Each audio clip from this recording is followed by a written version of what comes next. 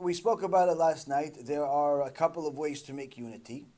One way is for all of us to do tshuva and understand the truth, and therefore we're all going to read from the same Torah, which means that it doesn't matter whether your custom is to eat gefilte fish and my custom is to eat chaimi, or your custom is to eat spicy food and my custom is to eat food that you may not consider edible. That's not going to matter to me. Whether you eat milk and fish together and I don't, that's not going to matter to me. What's going to matter to me is who is living the Torah, who's following the Torah. That's solution number one. If all of us do tshuva, then we will unite just like Am Yisrael united at the time of Mount Sinai. That is the best solution. We all do tshuva, we're all chasing the truth together. Other option, Holocaust number 2. That's the options. Right. Those are the two options that are available. If Am Yisrael does not do tshuva, the Gemara, Masechet Sanhedrin, says another Holocaust is coming. But much worse than the first one. Much worse than anything we've ever seen. And the reality is that we're seeing a lot of things happen today because of the fundamental flaws within our system. I'll give you a few examples. Today you have a systematic failure in the limud, both in the religious and the non-religious. It's not just the religious, it's not just the non-religious. If you go to the non-religious world, they tell you that you came from a monkey. But if you're dying, pray to God. You came from a monkey, but if you're dying, pray to God. You already have a confusion here. Why shouldn't I pray? Maybe I should pray to my grandpa the monkey. Like, why God? Where does God come along? People don't understand why and who and what. Are very, very confused. But yet, parents that know this, because they went to public school, still insist on sending their kids to public school. Knowing that the education is flawed. Knowing that the education is full of lies, they still send their kids to public school. Why? They don't want to pay for yeshiva. They don't want to pay for yeshiva. It's too expensive, it's too this, it's too that. Listen, do you understand that your kid is going to grow up thinking he came from a monkey? Like, is that not bad enough? Do you realize that there's a very high chance that the school he goes to may get shot up because in America, one school per week is getting shot up? Like, do you understand the risks associated with sending your kid just for the sake of saving a few $100s? Oh, I can't afford it. Well, plenty of other people can afford it. Ask them for help. Why? Because your kid's life is on the line. So, people don't understand the consequence of sending their kids to inappropriate schools. So sometimes they say, no, I'm not sending him to completely public school. I'm going to send him to a Jewish school. What's a Jewish school? It's Jewish kids that attend public school. That's really what it is. Because one or two of the classes teach them a little bit about Judaism. What does that actually create? Heretics. Generally speaking, no tzaddikim come out of schools like this. Very rarely do they actually come out of tzaddikim. They may become tzaddikim later on in their life, but they don't graduate tzaddikim. Why? All you did is confuse them for 8 years straight. Wait, am I allowed to be with a girl? Not allowed to be with a girl without marriage. Wait, am I allowed to eat this? Not allowed. They're not even sure what's allowed, what's not. Why? Because in essence, on one end, you're saying nothing's allowed. On the other end, you're allowing everything in front of them. So, in essence, all you're doing is you're confusing the kid. You're saying no, but you're doing yes. The kid comes out, he's 15, 16, 17 years old. He has no idea what's real Judaism because to him, it used to be not allowed, but now it's allowed. It used to be not good. At the time of Moshe Rabbeinu, you weren't allowed to drive on Shabbat. But why? They didn't have cars. That's his logic of a 15-year-old. He says, it used to be not allowed, but now it's allowed. Why? Because hey, no one said anything when I did it. So they send him to these fake Jewish schools and create atheists, create confused Jewish people. Next, you have the yeshiva system. Unfortunately, not all yeshivas are built the same, but nonetheless, many of them, and every one of them that I know of, has a common element. They do not teach people the basic fundamentals of Judaism, which means the 13 ikarim, the 13 principles of faith, predominantly reward and punishment. Many Talmidei Yeshiva come to me telling me they've never heard consequences of their actions. Even though they've gone to yeshiva 15, 20 years. Never heard that there's punishment. They heard it exists, but don't really know the details, don't think it's relevant to them. Further, there are certain sins in the Torah, like Pgam Brit, the Shulchan Aruch says this is the biggest sin in the Torah. The Zohar Kadosh says this is the tikkun of the generation before Mashiach. And my wife, she's Talmidah Chachama. My wife says that's why Corona came. The coronavirus, she says that's why it came. Why? Because we have 200,000 CDs in China right now, waiting to come out because these CDs are about Pgam Brit, how to fix the Brit. Corona is the medical term for the Brit. That's my wife, she's Talmidah Chachama, she has Chidushim. Point being, Rabotai Karim, is to, aside from making you smile, is also to teach you that this is a big deal. Not knowing about something that's considered the biggest sin in the Torah, it's a big deal. Why? You're 18, 19, 20, 25 years old. You thought you're religious. You wake up. I'm making the biggest sin in the Torah every single day. Hashem Yirachem. The guy's praying to Hashem. Hashem rejects his prayer. He doesn't know why. Because he never learned this.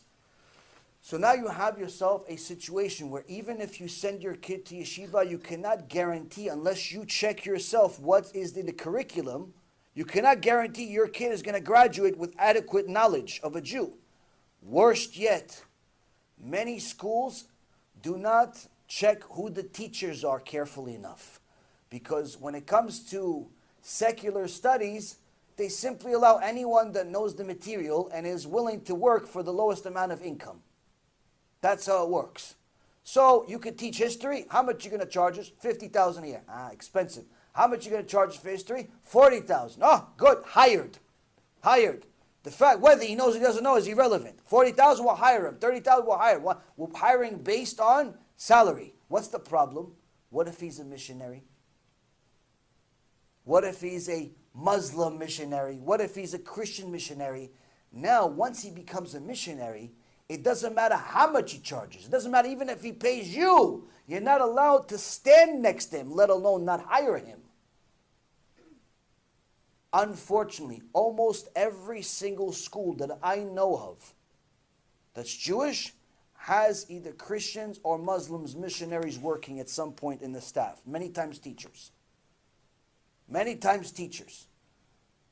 Wow, I asked the teachers, the principal, how come you hire this guy? No, he's only teaching history. He's only teaching science. He's only the gym teacher. He's only the this. He's not really Christian. He was just born Christian, but really is atheist. I said, atheism is a religion. Atheism is a religion. And in fact, they're a very, very zealous religion. Atheists do not stay atheists by themselves. They love company because they're miserable. They want to make everybody else atheists. I wish we were as zealous as the atheists. If the Jews were as zealous as the atheists, the whole world will be Jewish. Because there's no atheist that stays by himself. He has to have a bunch of atheist friends. And he has to let everybody know why they're stupid for believing in God. He has to. He makes videos about it. He has websites about it. He makes fun of people that talk about God. An atheist cannot stay quiet for his life. Atheism is a religion 100%. If your teacher in your Jewish school is an atheist, you are hiring a missionary. If he is a Christian, he's a missionary. Why? It's part of their religion in Christianity is to missionize. If you're not a missionary, then you're not a religious Christian. But you still can't hire him. Why? It's only a matter of time before he does tshuva in his own religion. Muslim, if you don't do dawah, which is their form of missionizing, you're almost considered a kofel, a heretic in the Muslim world. Meaning, it's ingrained into them that you have to bring more people. You have to bring more people. And that's why they're investing hundreds and hundreds of millions of dollars into the Jewish world to make Jewish people go to their religion. So if you as a parent, you as a member of the community, you as a part of a board, you as a part of simply Am Yisrael, want to help, you have to make sure that the community knows that they're not allowed to hire non-Jewish teachers. Simply not allowed. Why? Because it's some way or another, they're going to get to the kids. And I can tell you countless stories that I dealt with personally. Not hearsay, not invented stories. I didn't even read them in a book. Stories I deal with on a daily basis because of these teachers. of kids going to Christianity, kids going to atheism, kids going to all types of things inside from yeshivot. Just this morning, a mother started crying to me from Florida, saying to me, everything you said was right 4 months ago. I wish I wouldn't listen to you. I said, why? She said, I sent my little kid, my 7, 8-year-old kid, to yeshiva. We borrow money just to pay for the school. He comes home to me yesterday. Ima, I learned about Yoshke. In yeshiva, I learned about Yoshke. He said, where'd you learn about him? How do you know his name? Oh no, my history teacher told us. That's what's the difference between him and me, he said. I like his Yoshke, he says. Now go take that out of the 7-year-old's mind. Good luck with that one. Good luck with that one. You know how much teachings you have to undo that one moment? That one moment is going to impact this kid maybe for the rest of his life. Now whose fault is that? Needless to say, the teachers over there. Needless to say, the principals over there. But also needed to say, the community, who didn't act as supportive watchdog and at the same time caring enough about who our teachers are, because the system is failing. So we have the secular schools are teaching us that we came from monkeys. We have the so-called Jewish schools are creating atheists. And then we have many of the religious schools that are not teaching us enough, or better yet, they're teaching us the opposite because they're not careful with their teachers. So we have a systemic failure altogether. How can we fix it? What's the solution? The solution starts with whoever we see in the mirror first. When you look in the mirror, you fix that person. Start with that person. Start fixing yourself. Start working on yourself. Start becoming more religious yourself. The more religious you become, the more merits you will have in order to impact the world around you. Because now if you come as a person who doesn't keep much, and you go to the yeshiva and you start yelling at them, they're going to tell you, listen, go, you're the last one to yell at anybody. You're not even keeping anything. But if you start impacting yourself, you start changing yourself, and you start supporting financially, socially, and so on, you'll have more to say. You'll have more to influence. You'll send your kids to this school. You'll become more involved. You do it, you get your friend to do it, your friend gets his friend to do it, and her friend to do it. Before you know it, you have a nice group. Everybody comes to the school together. Says, listen, we do not want a Christian teacher in a school.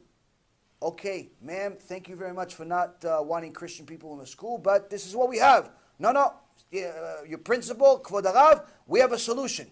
Each one of us is going to come up with $5,000, $3,000, $2,000 to hire a Jewish teacher. Meaning, we're not asking you to do something that you can't do, that you're saying you can't afford. No problem. We're going to pay for it. We're going to pay for the teacher. Once you tell people that you're putting your money where your mouth is, tell them, listen, we want a Jewish teacher and we're going to pay for it. Guess what they're going to say? No problem. Why don't you come sooner? Why don't you come sooner? But the problem is that many times people come with screaming, yelling, and criticizing and no solution. It's like, you fix the problem, you do, or what are you going to do? I'm just going to complain here. Nobody likes a complainer. You have to help. You have to help, do something. And that's the key. This is very, very important. If a community gets more involved with a common interest to help Klal Israel get closer to Hashem, then we will indeed create unity, real unity. Or there's a second option that I always have to remind myself of, which is the Holocaust. That's the only other unity we know that exists. That's it. That's what Yaakov Avinu says to his sons in the Torah. At the end of the book of Genesis, Sefer Bereshit, Yaakov Avinu tells his sons, let me come and tell you what is in chapter 49 of Genesis, verse number 1 and 2. Yaakov Avinu tells his sons, ויקרא יעקב אל בניו ויאמר אאספו ואגידה לכם את אשר יקרא אתכם באחרית הימין. יקבצו וישמעו בני יעקב וישמעו אל ישראל אביכם.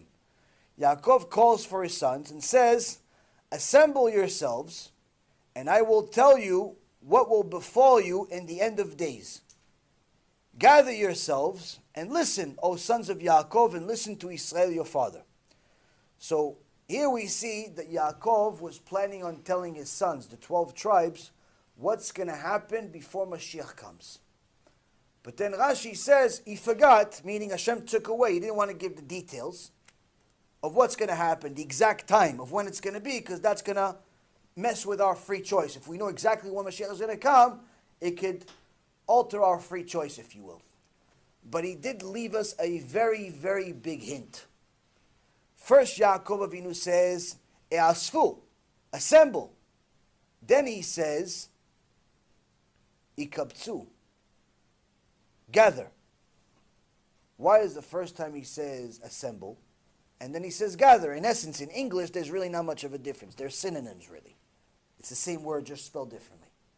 But in Hebrew, there's a world of difference. In Hebrew, when it says asfu, is get here into one room. Get here, sit here, everybody's got their own seat. Ikabtsu, put yourself in a situation where there is no other place in the world better than this. There is no other choice out there. You are together whether you like it or not. You're stuck together. You're stuck together. He says, this is what's going to happen at the end of days. HaKadosh Baruch Hu is going to want you guys to get together. Really, really close. But you are only going to assemble. Meaning, get together, but we're only going to get together for the holidays. We're only going to get together for the parties, for the bar mitzvah, for the the weddings, and so on. HaKadosh Baruch Hu says, no, my friends. You, my children, have to ikabtsu. You have to get together. So one way or another, you're going to get to a place where you're not going to know there's anything else in the world. But you have only two options. It's either going to be through the Torah, or it's going to be through a chas v'shalom Holocaust. Why? In the time of the Holocaust, after the Holocaust happened, during the Holocaust, no one cared if you're religious or not. Once the Hitler decided you're a Jew, that's it, you were a Jew. Religious, not religious, irrelevant. Once he decided you're a Jew, even if you're not really halachically Jewish, he decided you're a Jew, and that's it. You're on the list. You may make it, you may not make it. That was the reality of that day. You put a star on you, you're finished. After the Holocaust, after 6 million of our brothers and sisters were murdered in cold blood, the rest of them tried to go back home. Why? They were looking for Jews. They were looking for Jews. How do I know if somebody's Jewish? One common denominator. They only weigh about 50, 60 pounds. That's how you knew he was Jewish. So they went back to Poland. They went back to Kozno. They went back to all places all over Europe. They went back to their houses, but the Goyim took over their houses. As soon as they opened the door, it's like, Hitler didn't finish you.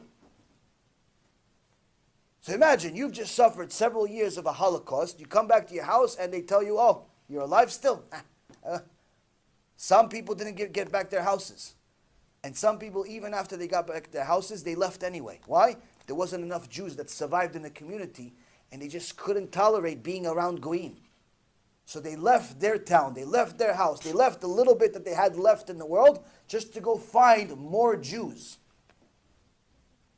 Because at some point, HaKadosh Baruch Hu says, you're going to have to realize you are different from everybody else.